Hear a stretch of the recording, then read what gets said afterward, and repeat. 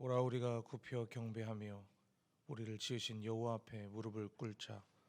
그는 우리 하나님이시요 우리는 그가 기르시는 백성이며 그의 손이 돌보시는 양이기 때문이라. 우리의 반석과 요새의 산성이 되셔서 거친 세상 속에서도 우리를 흔들리지 않게 붙들어 주시는 하나님 아버지, 오늘 이 복된 주일 만세 전부터 우리를 위해 예비하신 풍성한 복을 내려주시고 사랑하는 자녀들과 깊은 교제를 나누기 원하는 주님의 초대 감사함으로 나아갑니다. 이 시간 온 마음을 다해 드리는 우리의 예배를 기쁘게 받아 주시옵소서. 분주했던 세상의 소리는 뒤로 하고 오직 주님만을 잠잠히 바라보게 하시고 선포되어지는 귀한 말씀을 통해 흘러나오는 하나님의 위로와 사랑, 그리고 우리를 새롭게 하시는 구원의 능력에 흠뻑 젖어들게 하여 주시옵소서. 언제나 주님의 강한 팔로 우리의 발걸음을 신실하게 인도해 주시는 예수님의 이름으로 기원하옵나이다. 아멘. 다 같이 사도신경으로 신앙 고백하겠습니다. 나는 전능하신 아버지 하나님 천지의 창조주를 믿습니다. 나는 그의 유일하신 아들 우리 주 예수 그리스도를 믿습니다. 그는 성령으로 잉태되어 동정녀 마리아에게서 나시고 본디오 빌라도에게 고난을 받아 십자가에 못 박혀 죽으시고 장사된 지 사흘 만에 죽은 자 가운데에서 다시 살아나셨으며 하늘에 오르시어 전능하신 아버지 하나님 우편에 앉아 계시다가 거기로부터 살아있는 자와 죽은 자를 심판하러 오십니다. 나는 성령을 믿으며 거룩한 공교회와 성도의 교제와 죄를 용서받는 것과 몸의 부활과 영생을 믿습니다. 아멘. 다 함께 찬송가 8장 함께 찬양합니다.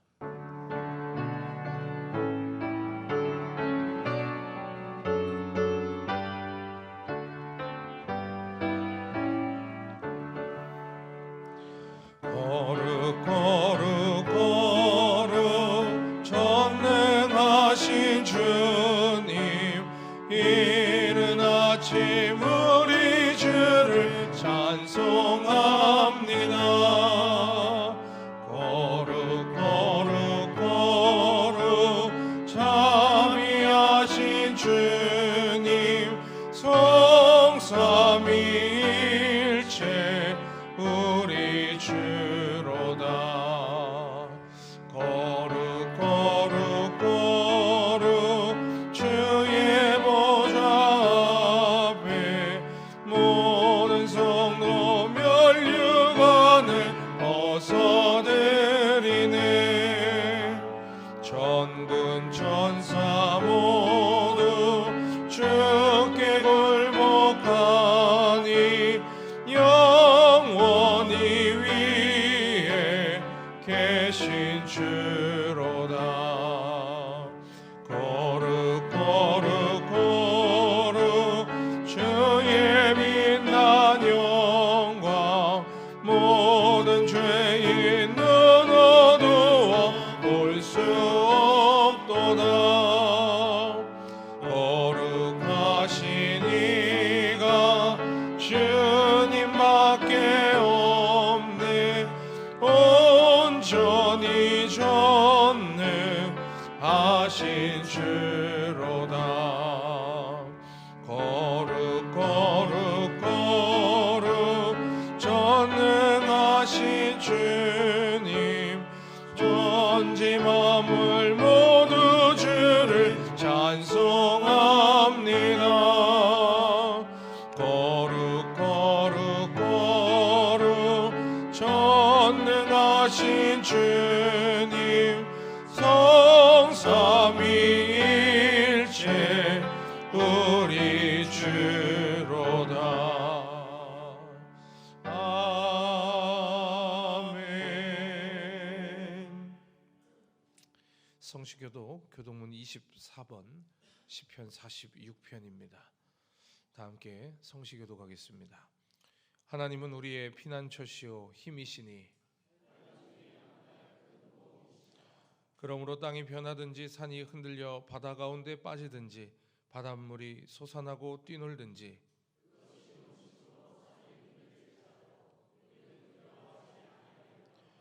한 시내가 있어 나뉘어 흘러 하나님의 성 곧 지존하신 이의 성소를 기쁘게 하도다.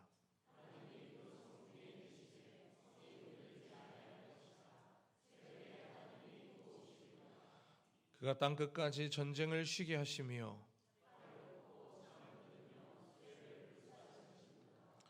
이르시기를 너희는 가만히 있어 내가 하나님 됨을 알지어다.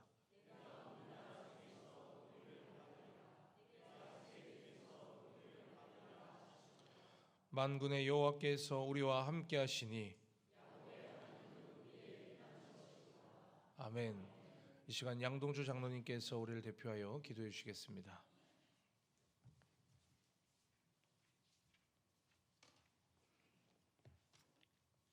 거룩하신 하나님 아버지, 설 명절을 맞이하며 헤어져 있었던 사랑하는 가족들을 만나게 하시고 거룩한 하나님 전에서 하나님 사랑 안에서 모두 함께 예배드리는 저희들로 인도하심에 감사드립니다. 구원의 기쁨으로 하나님을 경배합니다. 마음 다해 예배드리옵나니 하나님 아버지 홀로 영광 받으시옵소서. 은혜로우신 하나님 아버지, 올 한 해를 시작하며 작은 일에도 경솔치 아니하고 하나님 자녀의 모습으로 살기를 결단하였지만 여전히 변하지 못한 저희였음을 고백합니다. 겸손하지 못했습니다. 연약합니다. 기도함도 믿음도 부족합니다. 욕심을 멀리하고 선함으로 덕을 세우지 못했던 저희를 용서하여 주시옵소서. 심령을 바로 세워 이 시간 여호와 하나님이 나의 왕이심을 고백합니다. 백성으로서의 삶을 힘써 살아갈 수 있도록 은혜의 길로 저희를 인도하시길 기도드립니다. 사랑의 하나님 아버지, 저희 공동체를 사랑하셔서 건강하게 하시고 하늘로부터 부어주시는 은혜를 가득하게 하심을 감사드립니다. 부지런히 서로 사랑하고 하나님의 크신 사랑 이웃에게 실천하는 저희 교회로 인도하여 주시옵소서. 우리 교회의 평화가 우리 각자의 가정에 흘러 임하게 하옵시길 기도드립니다. 인애로우신 하나님 아버지, 저희 목사님 늘 강건케 하옵시고 마르지 않는 말씀의 샘 은혜로 넘치게 하옵시길 기도드립니다. 이 시간 저희들 생명수로 우리의 심령 맑고 깨끗하길 원합니다. 불의하였던 저희들 깨달아 은혜로 풍성케 하옵시길 기도드립니다. 좋으신 하나님 아버지, 여전히 춥기도 하지만 봄이 오는 소리를 저희는 듣습니다. 하나님의 섭리와 사랑으로 우리에겐 기도와 회복과 좋은 일들로 가득한 내일이 있음을 믿고 의지하며 예수님 이름으로 기도드리옵나이다. 아멘.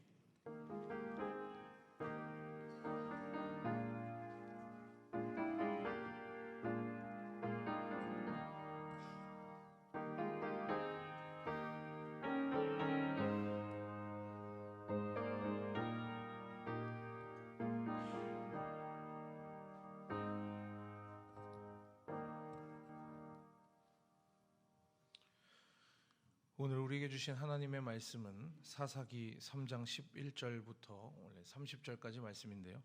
11절에서 17절의 말씀까지만 읽도록 하겠습니다. 구약성경 364페이지입니다. 다 함께 스크린을 보시고 합독하겠습니다. 그 땅이 평온한 지 40년에 그나스의 아들 온니엘이 죽었더라. 이스라엘 자손이 또 여호와의 목전에 악을 행하니라. 이스라엘 자손이 여호와의 목전에 악을 행함으로 여호와께서 모압 왕 에글론을 강성하게 하사 그들을 대적하게 하심에 에글론이 암몬과 아말렉 자손들을 모아 가지고 와서 이스라엘을 쳐서 종려나무 성읍을 점령한지라. 이에 이스라엘 자손이 모압 왕 에글론을 18해 동안 섬기니라. 이스라엘 자손이 여호와께 부르짖음에 여호와께서 그들을 위하여 한 구원자를 세우셨으니 그는 곧 베냐민 사람 게라의 아들 왼손잡이 에훗이라. 이스라엘 자손이 그를 통하여 모압 왕 에글론에게 공물을 바칠 때에 에훗이 길이가 한 규빗 되는 좌우의 날선 칼을 만들어 그의 오른쪽 허벅지 옷 속에 차고 공물을 모압 왕 에글론에게 바쳤는데 에글론은 매우 비둔한 자였더라. 아멘. 이 시간 봉헌 찬송 270장 함께 찬양하며 예물 올려드리겠습니다.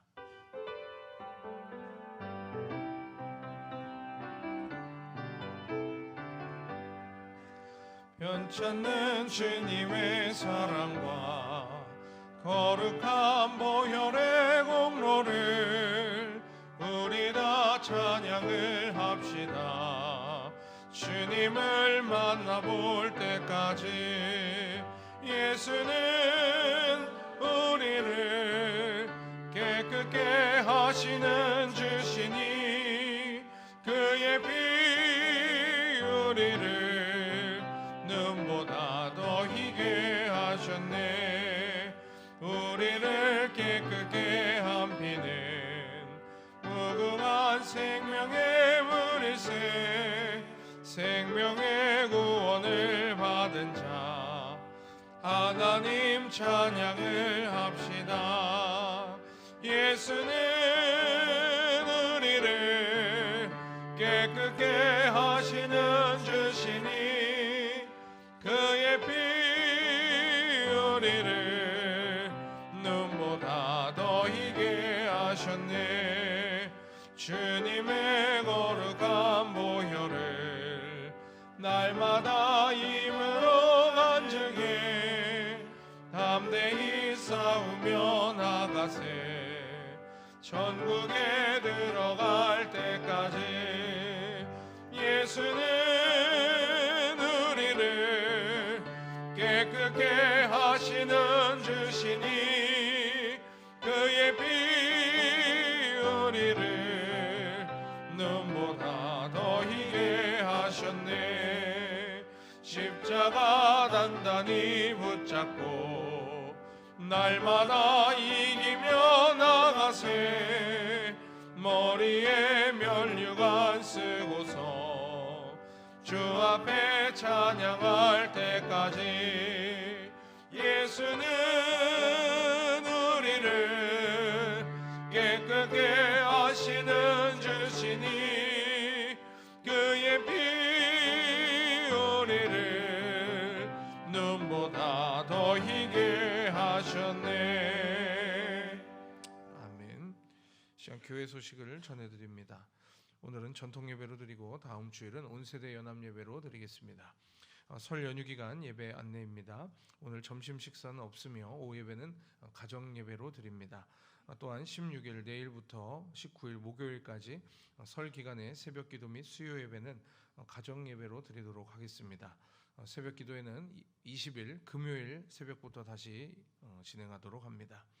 2월 22일 주일 다음 주 주일은 온세대 연합 예배로 드리고 오후 예배는 가정 예배로 드립니다. 이날도 점심 식사가 없습니다.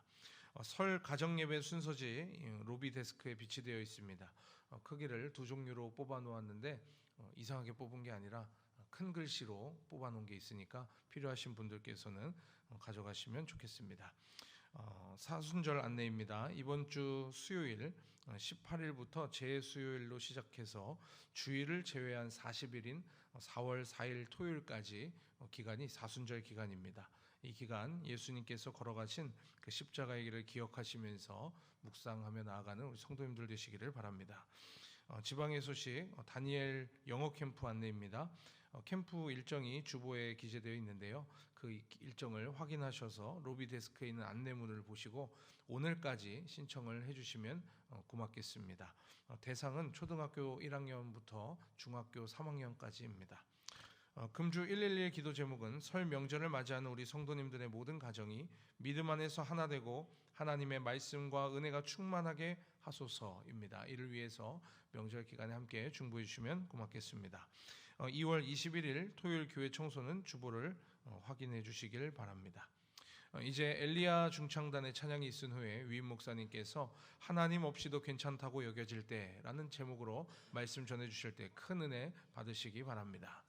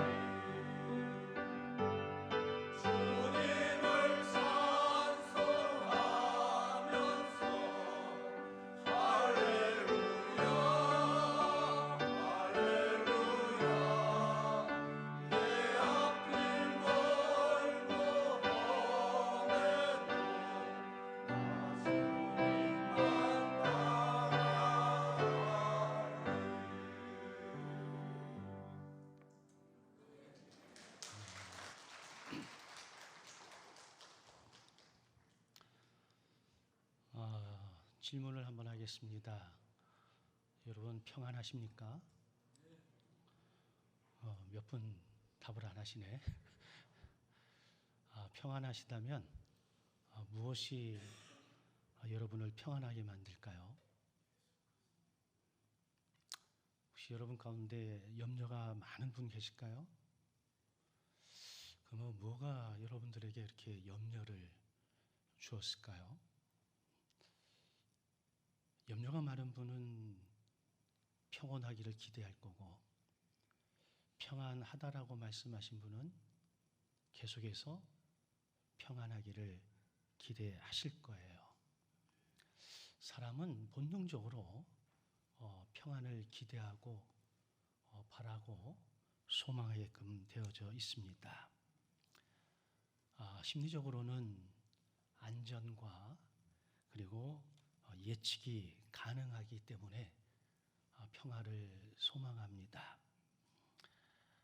그런가 하면 사회적으로 볼 때는 질서가 있고 그로 인해서 공동체가 유지되기 때문에 평화를 기대하게끔 되어져 있습니다. 철학적으로는 조화와 갈망 속에서 뭔가에 대한 희망을 생각할 수 있기 때문에 평온하기를 원하는 겁니다. 기독교적으로 설명을 해보면 하나님의 나라의 궁극적 의미가 샬롬이기 때문에 하나님의 임재와 하나님의 나라를 기대하는 성도들에게는 평온함이라고 하는 것이 어떤 종교적인 큰 의미가 있기 때문에 기대를 갖게 되어져 있습니다. 그런데 문제는 우리가 어느 정도의 평온함을 누리고 살아가면 이렇게 생각을 하는 거지요. 이제 문제가 없으니까 괜찮을 거야, 안전할 거야. 전쟁이 없으니까 우리는 평화로울 거야. 고통과 고난이 없으면 이 정도면 살만하지 라고 하는 거예요. 자, 그렇다면 한 가지 더 질문을 드리고 싶은 거예요. 정말 우리의 삶의 위기가 사라지면 그 자리가 안전한 자리일까요? 여러분들 개인이나 가정이나 사회에 고난과 고통의 모습들이 사라지면 여러분 그 자리가 언제까지 안전을 우리에게 보장해 주는 걸까요? 아니면 그 자리가 가장 우리가 조심하고 경계해야 될 자리는 아닐까요? 성경은 반복해서 우리에게 하시는 말씀이 있습니다. 이스라엘이 역사적으로 무너진 때가 참 많이 있는데 그 무너진 때가 고난의 때가 아니었다는 거지요.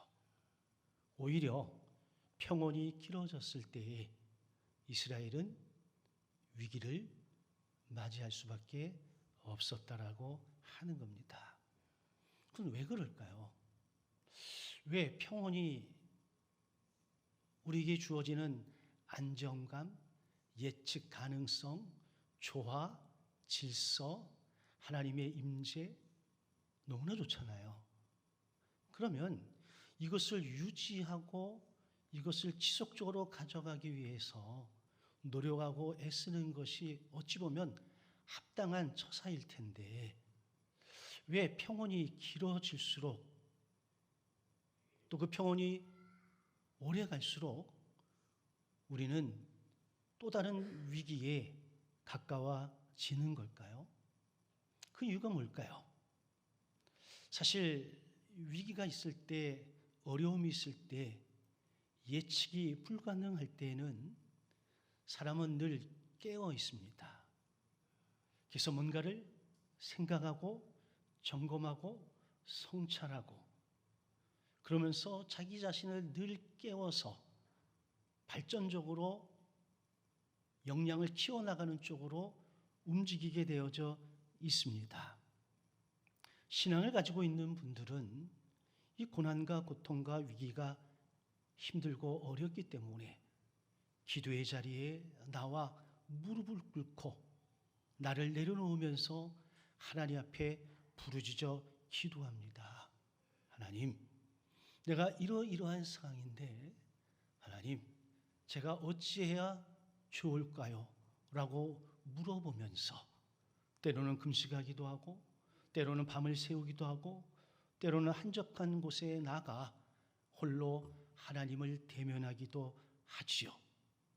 그런데 우리 안에 평화가 오래 지속되어지면 우리의 마음 깊은 곳에서 작은 속삭임이 들려옵니다. 그래, 이 정도면 됐어.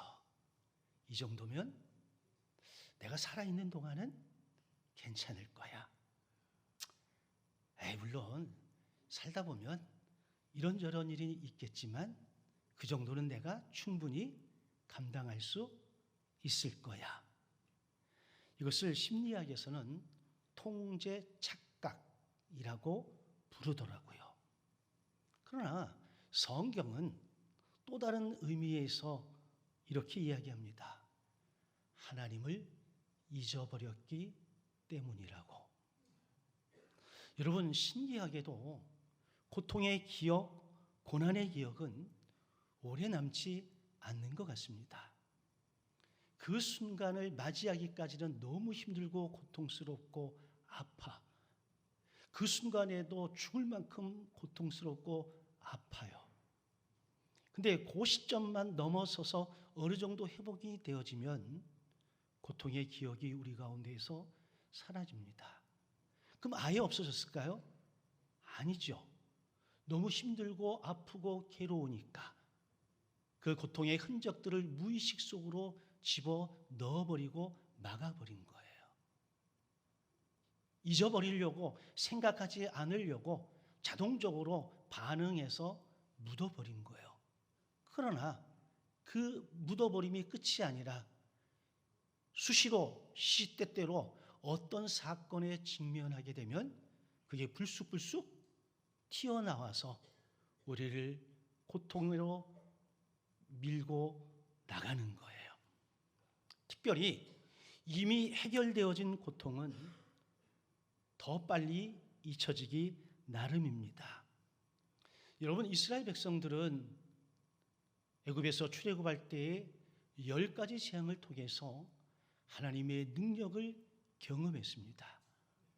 그 과정에서 홍해가 갈라지고 그 홍해 너머의 언덕에서 추격해오는 애굽의 군사들이 수장당하는 모습을 보면서 모세를 하나님이 세우신 지도자로, 본인들은 하나님의 백성으로 자신들이 믿는 여호와 하나님을 찬양하며 예배하기를 결단했던 사람들이에요. 근데 어느 정도 시간이 흐르고 나니까 홍해의 사건은 경험적 사건이 아니라 하나의 추억이요, 기억이요, 그저 역사적 이야기로 변해버렸다라고 하는 겁니다. 광야 40년 동안 그들은 하나님이 만나를 내려주시고 메추기를 보내주셔서 그곳에서 40년을 먹고 편안하게 지낼 수 있었습니다. 그리고 가나안 땅에 들어오자마자 그들은 광야에서 자신들을 보호하고 지켜주셨던, 불기둥과 구름기둥으로 인도해 주셨던 하나님을 까마득히 잊어버렸다라고 하는 거예요. 그런데 그 순간부터 신앙이라고 하는 것은 절대적 의존, 살아있는 의존, 현재의 의존이 아니라 그저 정보로만 우리의 머리에 추억과 기억으로 남아 있었다고 하는 겁니다. 우리 사회도 마찬가지입니다. 사회가 위기를 당하면 그 위기로 인해서 제도를 점검하고 지도자를 검증하고 공동체를 돌아봅니다. 그러나 평온이 길어지면 이렇게 이야기합니다. 우리가 만들어 오는 시스템은 완벽하다. 이 구조는 어떤 일이 있어도 무너지지 않을 것이다. 이때부터 구조는 점검의 대상이 아니라 신뢰의 대상으로 변해버립니다. 그래서 권력은 감시받지 않는 권력이 되고 약자의 목소리는 묻혀버리고 제도는 살아있지만 정신은 사라져버립니다. 이것을 우리는 뭐라고 부르냐? 안전불감증이라고 부르지요. 어르신들은 기억이 날 수 있었는데 제가 이 설교를 준비하면서 아주 오래전 삼풍백화점이 무너졌던 게 기억이 났습니다. 나라가 난리가 나고 전 세계가 아우성을 쳤습니다. 어떻게 그 고급스러운 백화점이 하루아침에 와르르 무너져서 그 많은 사람들의 목숨을 빼앗아 갔느냐라고 하는 겁니다. 물론 나중에 부실이 이유가 되어졌지만 부실의 징조가 여기저기서 나왔음에도 불구하고 그냥 넘어갔다는 거예요. 이게 뭐예요? 안전 불감증이라고 하는 겁니다. 이 안전 불감증은 우리에게 지울 수 없는 고통과 아픔을 안겨다 준 거예요. 그런데 성경은 우리의 이 안전 불감증, 시스템과 구조와 사람을 신뢰하고 의지하는 것을 우상이라고 부르는 거예요. 여러분, 짐승의 형상을 만들어 놓고 그 앞에 절을 하는 것만이 우상이 아니라 하나님을 신뢰하던 사람들이 하나님이 아닌 다른 그 무엇을 신뢰하고 거기에 몰입하고 빠져 있고 경배한다면 그것이 성경이 말하는 우상 아닐까요? 그런 차원에서 오늘의 우리의 모습을 들여다보면 우리 안에도 나도 모르는 우상이 우리의 생각과 우리의 삶을 통제하고 있지는 않을까요? 사사시대의 이 사람들은 하나님을 부정한 적이 없어요. 때마다 하나님 앞에 나와서 제사도 드렸던 인물이에요. 그런데 하나님보다 구조를, 시스템을, 사람을 더 신뢰하게 되어졌다라고 하는 겁니다. 여러분, 물론 우리에게 평화, 평온, 행복, 은혜인 거 맞습니다. 그러나 그 은혜를 유지하고 지속적으로 가져가기 위해서는 우리의 부단한 애씀과 노력과 하나님 앞에 정직함이 필요하지요. 그러지 않으면 은혜는 시간이 지나면서 우리에게는 시험으로 바뀌어질 수가 있다라고 하는 겁니다. 왜 그러냐면 평온은 우리를 하나님께 더 가까이 데려가기도 하겠지만 평온이 오래되어지고 익숙해지면 하나님 없이도 살 수 있다는 착각을 키워주기 때문에 그렇습니다. 많은 분들이 새로운 일을 시작하고 뭔가 도전을 하게 될 때에 기도를 부탁하고 기도를 열심히 하고 이런저런 조건을 걸어서 하나님 앞에 다짐도 하더라고요. 근데 어느 정도 잘 되고 어느 정도 익숙해지고 어느 정도 안정권에 들어오면 하나님 앞에 기도하지 않습니다. 예배의 자리가 점점 멀어집니다. 어느 날인가부터는 전혀 하나님을 생각하고 기억하지 않고 의식하지 않고도 살아갑니다. 이게 문제인 거예요. 여러분, 문제는 평화가 아니에요. 문제는 평화 속에서, 평온함 속에서 하나님을 잊는 겁니다. 여러분, 하나님을 기억하고 계실까요? 그냥 과거의 추억으로만 기억하시나요? 아니면 오늘 이 시점에서 하나님을 인식하며 살아가고 계실까요? 우리가 오늘 이 시점에서 하나님을 인식하고 살아간다라고 하는 것은 현존의 문제입니다. 이게 깨어있는 신앙이고 하나님이 우리에게 기대하고 계시는 신앙인의 모습이 아닐까요? 사사기 3장은 특별히 11절은 그 땅이 40년 동안 평온하였다라고 이야기를 하고 있습니다. 온니엘이라고 하는 위대한 사사가 세워진 이후 40여 년 동안 평온을 누렸습니다. 전쟁도 없었고 외적의 침입도 없었고 공동체는 안정된 시간을 보냈습니다. 근데 12절에 딱 들어서면서 뭐라고 이야기합니까?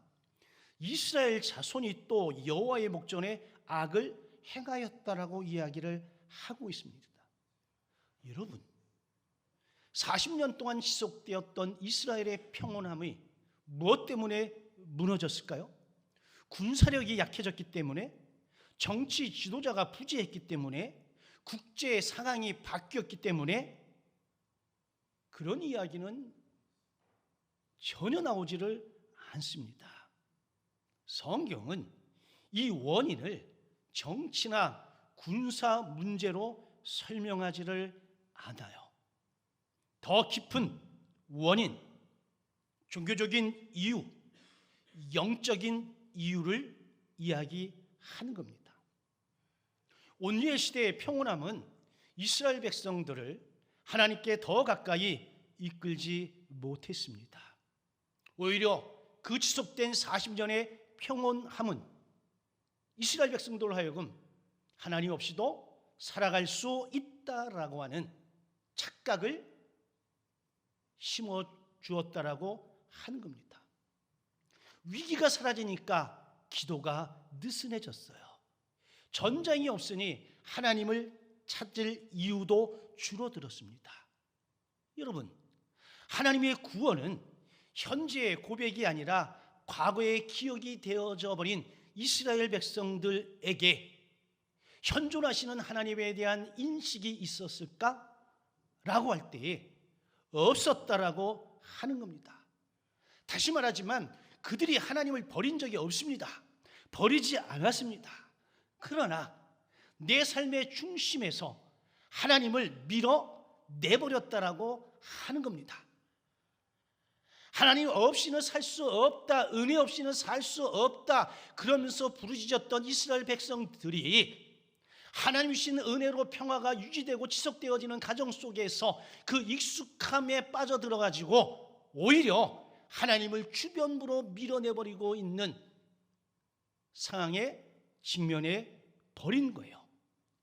사사기는 이것을 악이라고 표현을 한 거예요.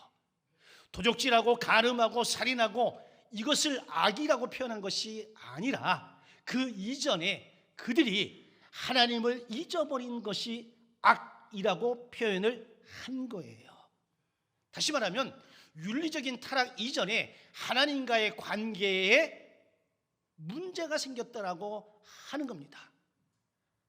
전쟁이 일어나고 그럴 때는 하나님이 왕이십니다 했는데 평온이 유지되어지니까 하나님을 왕자에서 밀어내버리고 본인들이 시스템이 구조가 사람이 왕자의 자리에 앉아 버린 거예요. 그래서 성경은 이스라엘 자손이 또 여호와의 목전에 악을 행했다라고 이야기를 하는 겁니다. 이 또라는 단어를 통해서 알 수 있는 것은 이스라엘 백성들의 영적인 타락, 이 부분 악을 행하는 것은 우발적으로 생겨난 일이 아니라 패턴, 반복적인 패턴을 통해서 일어나고 있음을 알려주고 있는 거예요. 또 그랬어? 아니 언제 그랬다고 또 그래? 또라는 말은 뭐예요? 과거가 계속해서 반복되어지고 있음을 알려주는 거예요. 자, 그렇다면 이 당시 배경 가운데 특이한 환경이 있다면 뭐가 있을까? 사사시대는 왕이 없던 시대입니다. 중앙 통치 제도가 없었고 지속적인 군사 시스템과 훈련도 없었습니다. 12지파가 각각 흩어져서 부족끼리 자기의 생존에 급급했습니다. 그러다 보니 틈이라는 게 생겼습니다. 하나님과 이스라엘 백성 사이에 틈이 생겼고 부족과 부족 사이에 틈이 생겼어. 이 틈을 타 등장한 세력이 모압 왕 에글론입니다. 모압은 암몬, 아말렉과 연합을 했고 여리고 성읍을 점령했으며 그 후 18년 동안 이스라엘 백성들을 압제했습니다. 여기에 등장하는 도시가 여리고라고 하는 도시입니다. 이 여리고라고 하는 이 도시는 종교적으로 대단한 의미가 있는 도시예요. 이스라엘 백성들이 가나안 정복의 첫 승리지가 여리고입니다. 신앙을 가지고 있는 사람들 가운데 여리고를 모르는 사람은 아무도 없습니다. 어린 시절부터 여리고 성이 무너졌다라고 하는 것은 귀에 못이 박히도록 들어왔기 때문에, 근데 그 여리고가 무너졌다는 거예요. 누구에 의해서? 이방 나라에 의해서. 아니, 이방 나라가 차지하고 있던 여리고 성이 하나님의 강력한 은혜와 능력으로 그 여리고가 함락되어지고 여기에서 이스라엘 백성이 살았는데, 이 여리고 성이 다시 이방 나라의 왕을 통해서 와르르 무너지고 그곳에 왕이 살았다라고 하는 겁니다. 종교적인 의미에서 보게 되면 엄청난 사건이 일어난 거예요. 여리고가 모압 왕 에글론에게 침탈당한 것은 정치 군사적 문제를 뛰어넘어서 신앙의 문제라고 하는 겁니다. 그러면 이 당시에 백성들의 삶과 그들의 종교적인 성숙도는 어느 정도였을까요? 여러분, 이스라엘 백성들은 노예처럼 살았습니다. 그러나 애굽 시절의 노예와는 달랐습니다. 애굽에서는 오랜 고통 속에서 하나님을 찾았지만 이 사사기 시대에는 편안함 속에서 하나님을 잊어버렸어요.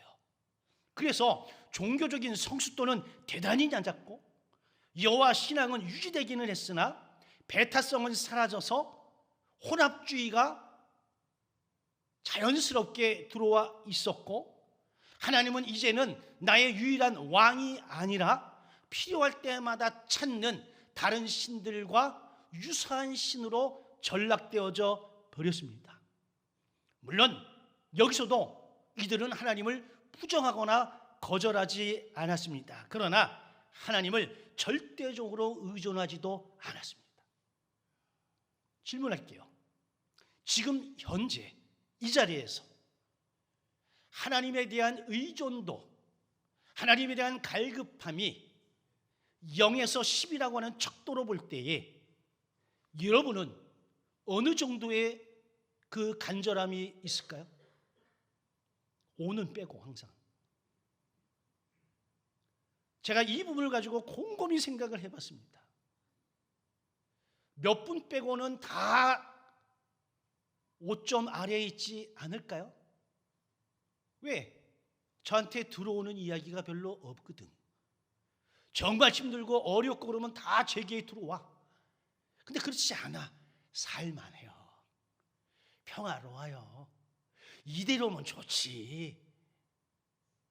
근데 여러분, 이게 함정인 거 아시나요? 제가 조금 전에 틈을 타고 모압 왕 에글론이 쳐들어와서 이스라엘을 점령했다고 말씀을 드렸습니다. 우리는 신약에 와서 사단을 이야기할 때에 사단은 어떤 존재라고요? 틈을 타고 들어와 하나님과의 우리의 관계를 멀게 하는 존재가 사탄이라고 이야기를 하잖아요. 우리가 모르는 사이에, 의식하지 못하는 사이에 사단은 우리로 하여금 하나님을 내 삶에서 현존하는 하나님이 아니라 과거의 추억과 기억으로 떠밀어내서 내 삶의 주변비로 밀어내고 있지는 않을까. 그래서 우리는 수시로 성찰이라는 걸 할 필요가 있다라고 하는 겁니다. 때로는 내가 이뤄도 될까? 내가 이래도 괜찮을까? 여러분, 그런 생각이 들 때 있어요, 없어요? 있어요, 없어요? 내가 하나님 앞에서 정직하게, 저도 그럴 때가 있으니까, 이거 내가 이래도 되나? 이거 아닌 것 같은데. 여러분, 이때가 하나님의 은혜요. 이때가 돌이킬 수 있는 기회입니다. 이거를 무시하고 나아가면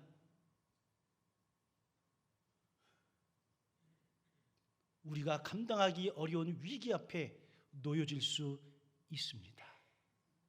그러면 이스라엘을 괴롭히는 이들은 어떤 존재들인가?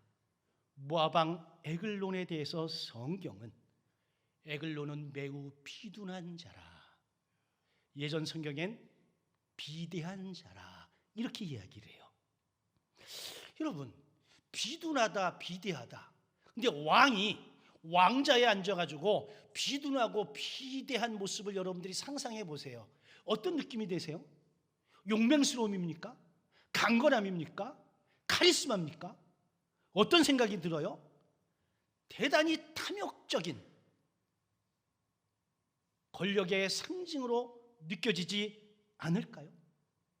자신의 배를 위해서 백성들을 착취하는 왕, 조공받는 것을 당연하게 여기는 지배자, 사람을 하나님의 형상이 아닌 단순한 짐승처럼 여기는 모습. 에글론은 여러분 단순히 외적이 아니라 이방의 왕이 아니라 하나님 없는 사람, 하나님 없는 권력이 얼마나 취해질 수 있는가를 보여주는 장치예요. 굳이 비둔하다라고 말을 쓰지 않아도 됨에도 불구하고 비둔하다라고 쓴 이유가 분명히 존재하거든요. 문학적 장치에 의해서. 그건 뭐냐? 이게 세상의 권력이라는 거예요. 그걸 상징적으로 보여주고 있는 거예요. 자, 이런 상황 속에서 하나님의 선택이 등장하지요. 에웃이라고 하는 사람, 베냐민 지파 출신입니다. 근데 여기에서도 아이러니가 있어요. 베냐민이라고 하는 이름의 뜻은 오른손의 아들이에요. 오른손의 아들이라고 하는 그 지파 속에서 오른손잡이가 아닌 왼손잡이 에웃을 하나님께서 사사로 불러 세웠다라고 하는 겁니다.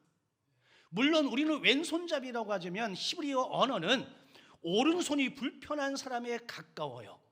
어찌되었든지 그 당시 왼손잡이는 전쟁에 불리한 존재였고 중심부에서 사이드로 밀려나 있는 인물입니다.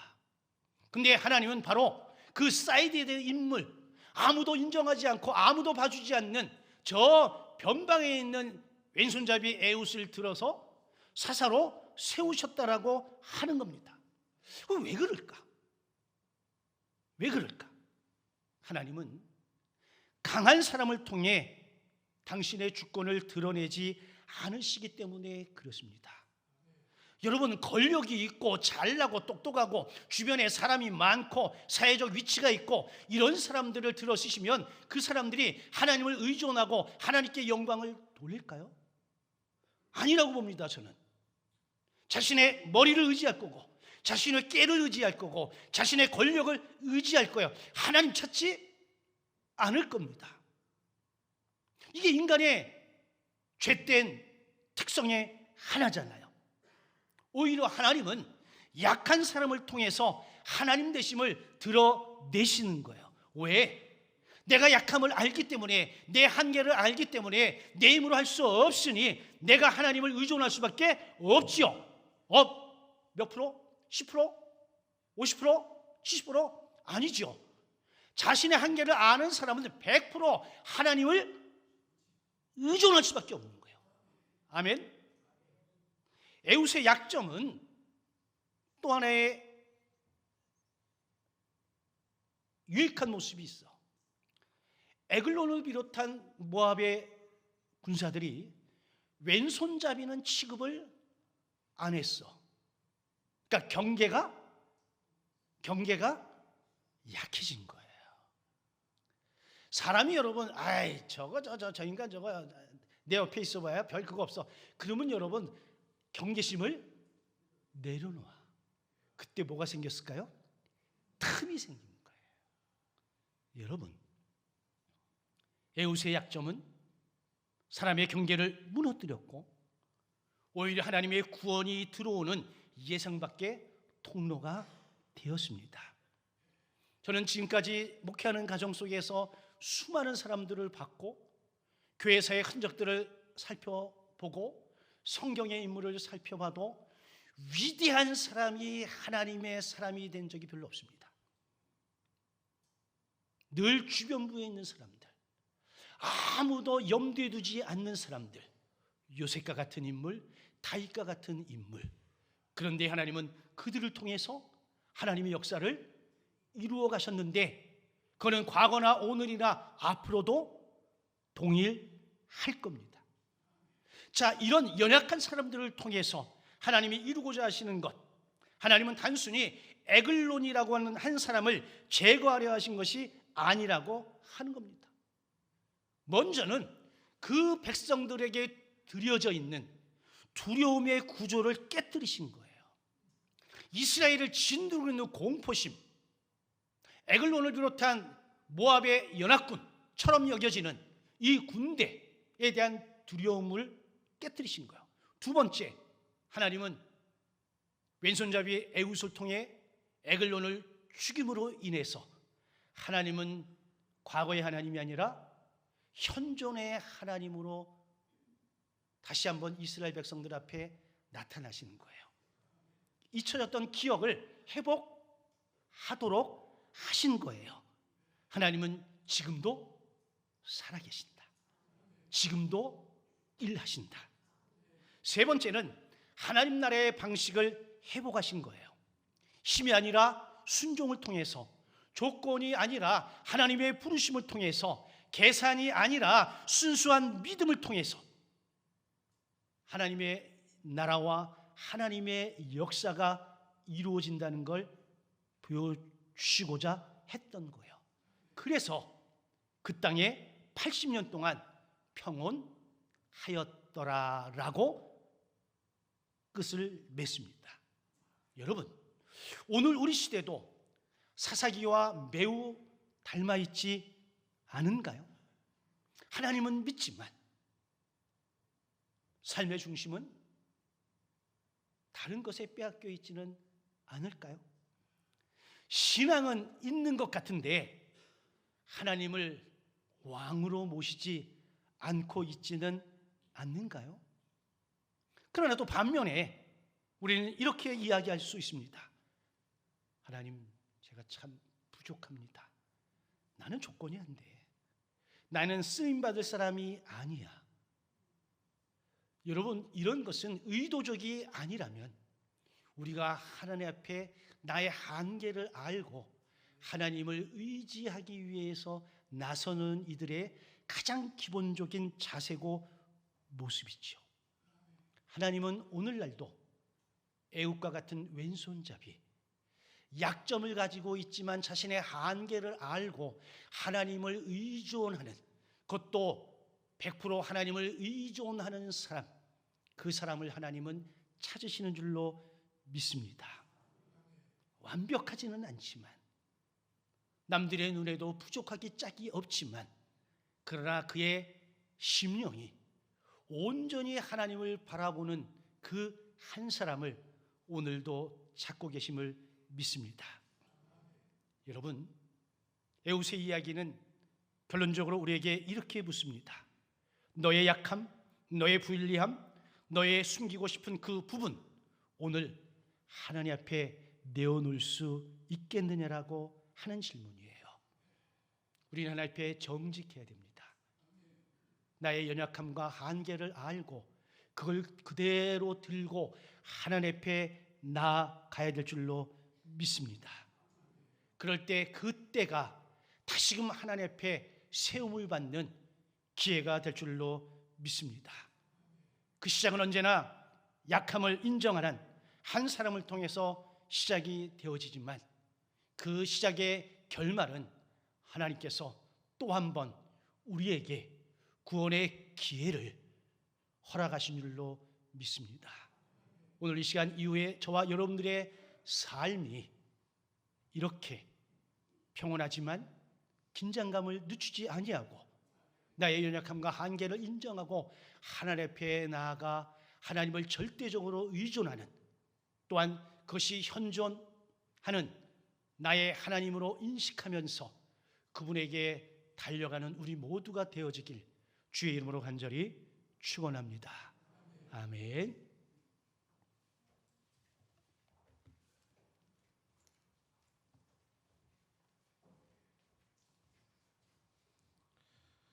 주신 말씀 기억하며 함께 찬양하고 기도하겠습니다.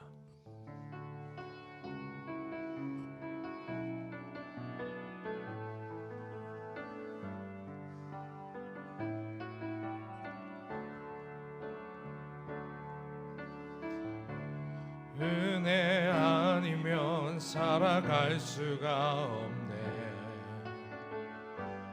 호흡마저도 다 주의 것이니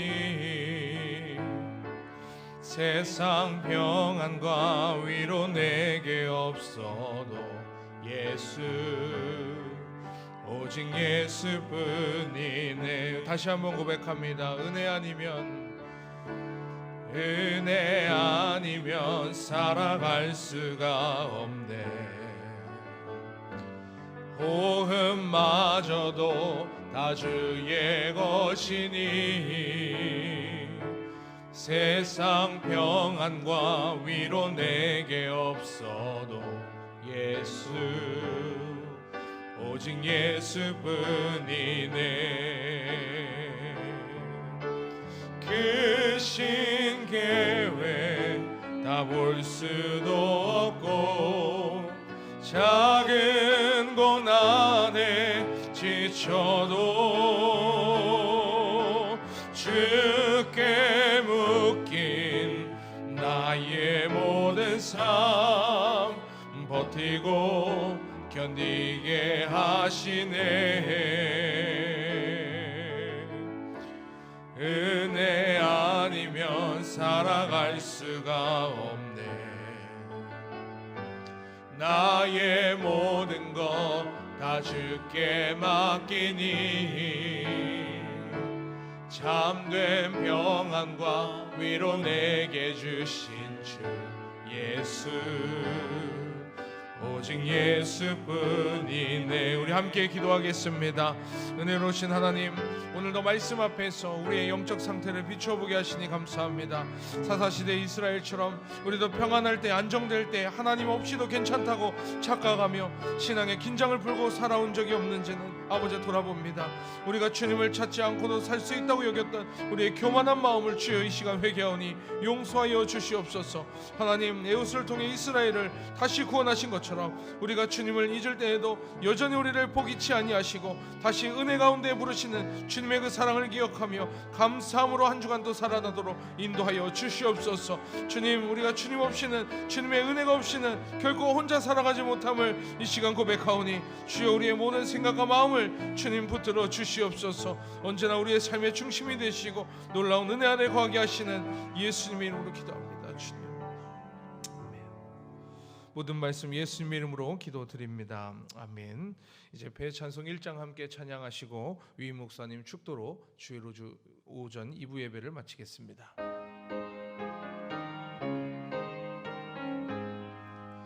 만복의 근원 하나님, 온 백성 찬송 드리고 저 천사여 찬송하세.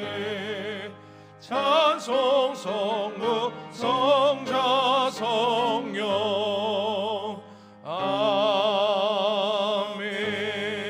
아멘. 거룩하고 존귀하신 아버지 하나님, 오늘도 거룩한 주님의 날, 우리가 마음과 뜻과 온 정성을 다해 하나님을 예배합니다. 하나님이 언제나 우리의 왕이심을 고백하며 하나님을 절대적으로 의지하고 의존하며 살아가는 우리 모두가 되어지도록 하나님의 은총을 허락하여 주시옵소서.